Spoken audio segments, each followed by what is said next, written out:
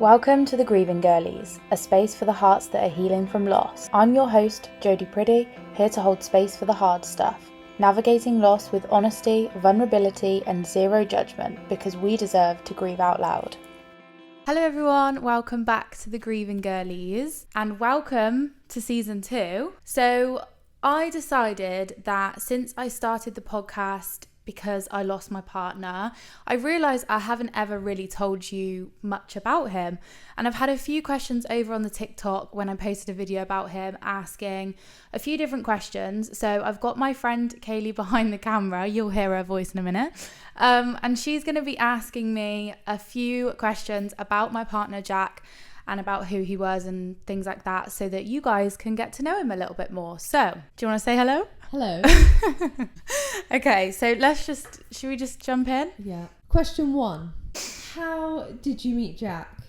So we first met, first ever time we met at school. Well, it wasn't at school, it was outside of school. But basically, we had a couple of mutual friends, and I don't actually specifically remember the first time I ever met him, but I'm pretty sure it was probably at the park. I used to see him at the park all the time, and I just remember thinking that he was such a little shit.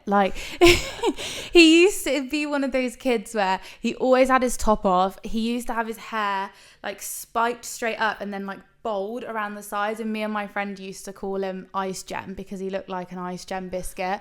And I just remember we did have a few conversations and stuff like that, but I don't think that we particularly got on, if I'm honest, hugely. But then he left school and we kind of lost contact and whatever. And then eventually I downloaded Tinder when I'd had a couple glasses of wine, and I thought, it'd be funny to download Tinder and see who's on there.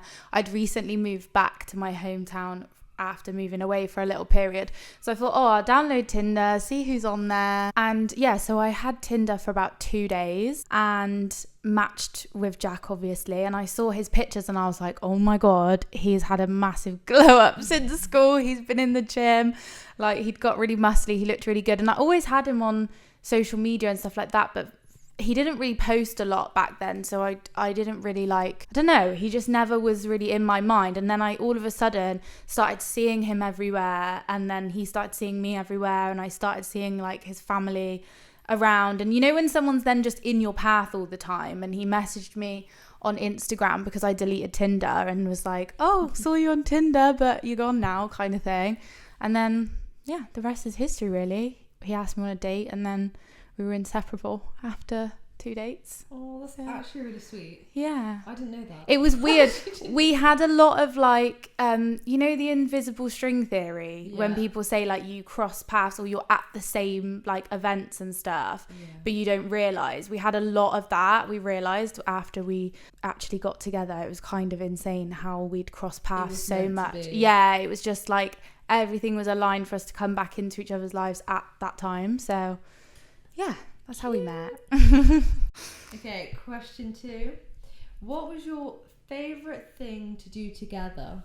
Not necessarily his favourite, your favourite thing for you and him to do. That's hard. I actually should have thought about this before. Yeah. Honestly, my favourite thing, I am very big on little moments. So my favourite thing was probably just, I was going to say cooking together, but I actually hated it when he got in the way. But he made all the little things fun, and I think that's my favourite thing. You know, when you're just you're hoovering or you're cooking or you're washing up, and he'd be dancing around and just making it really fun, whereas normally I'd be oh my god, I don't want to do this.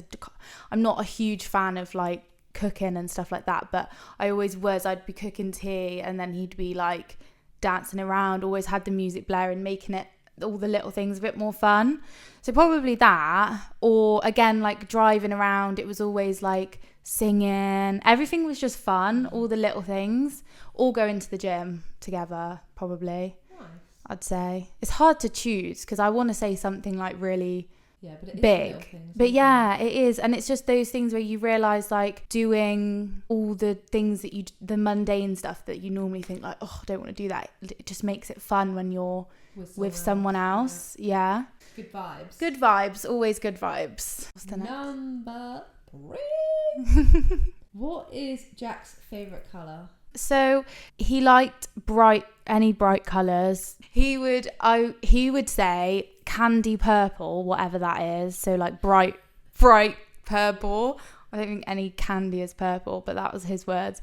Or like bright orange. But then my favourite colours are black and red, and then he started getting into red a lot more. He liked me wearing red. Yeah, you do look good in red. Thank you. And then like when he got his motorbike, he got it a black and red bike because it's my colours. You like black? Oh, yeah. So cute. I know. He messaged me and was like, look at this. I know. He messaged me this bike advert on whatever it was on, and was like, well, what do you think of this one? Because he was looking for a new bike. I was like, oh yeah, that's nice. Like, I really like that. And he's like, well, yeah, I've been looking at black and red because it's your colours. And I'm like, stop it. Well, I think he's going to struggle to find a candy purple one. yeah, exactly. He wanted, like, if he had, I can't remember what car it was he wanted, but you know, like those really like small, like fast, small, like Lamborghini type cars. Like a Fiat 500. No, like a low to the ground sporty. I don't know cars, but one of them. And he wanted it in like bright purple. And I'm like, yeah, okay, well, when we're rich. Okay, question 4. What is Jack's favourite drink? So he wasn't a huge drinker, like alcohol wise. He didn't really drink a lot. If he was to drink alcohol, it would be like Disaronno and Coke probably, or vodka and Coke. But he was obsessed with Nesquik. So he literally drank. I've never known anyone to drink so much, an adult to drink so much Nesquik in their life. Strawberry Nesquik. He had it like morning, afternoon, night. He had to have a pint of Nesquik before he went to sleep. That's so cute. Like a toddler. We'd be in bed of a night time and I'd be with my cup of tea. Jack would have his Nesquik and we had like a biscuit pot next to the bed and we'd be like Oreos and Nesquik. That was his thing. But he also loved J2Os. Like, would get a J2O everywhere. So he's literally still a child. Just a child, yeah. Like anything that a child would like, Jack would like food-wise. Yeah, I know, because he never ate like that much proper food. He would just eat sweets and biscuits, literally like a child. Right, we got our 5th and final question. Okay, This shoot. one will be a bit longer. Okay. How has losing your partner affected you spiritually? I like that question. I think, I mean, I would say I was always sort of spiritual to a degree, but I didn't really know much about it. It was more like, I kind of believed, people used to tell me about going to mediums and stuff like that, or psychics, and I believed it because it's like unexplainable, but I never went myself or really had any desire to or knew much about it.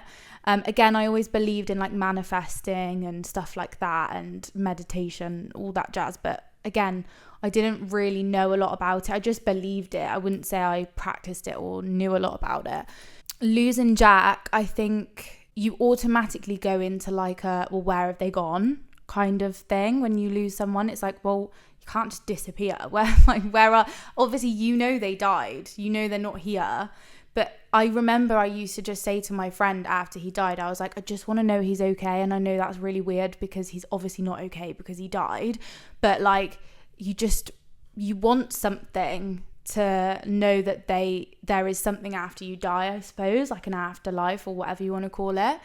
So I think that massively changed my perspective because then I started almost looking for answers and like what happens after you die, like are you still around, where do you go, what happens and stuff. So I really got into like mediums and psychics and stuff like that. And I know that it's quite taboo because a lot of people don't understand it or don't believe it or think it's fake or whatever, but my experiences that I've had with mediums I don't honestly feel like I would be where I am now if I hadn't have had that comfort, because it really does bring so much peace and comfort to know that he's around me, and like they'll tell me things that he's seen that I've done, or they tell me things that I've done since he passed away for him, that obviously they wouldn't know that.